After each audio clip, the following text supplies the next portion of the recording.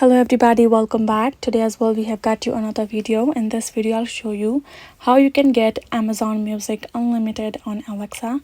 But before that, please do make sure to like our video, subscribe our channel, and yes, without any further delay, let's get into it.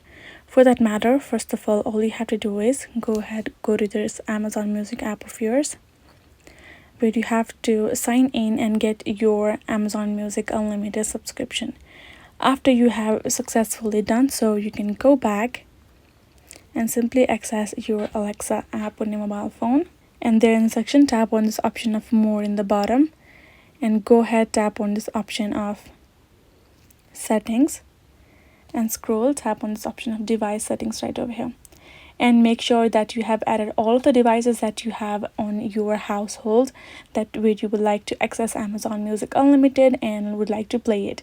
Once you have added and simply turn on your Bluetooth as well and connected all of the devices, you simply have to give the command of Alexa, try Amazon Music Unlimited to your Alexa device. It will simply now start playing the playlist that you have created accordingly in the unlimited package and will start playing them songs accordingly. But you have to make sure that you have taken this subscription, unlimited subscription on Amazon Music for your Alexa to access it.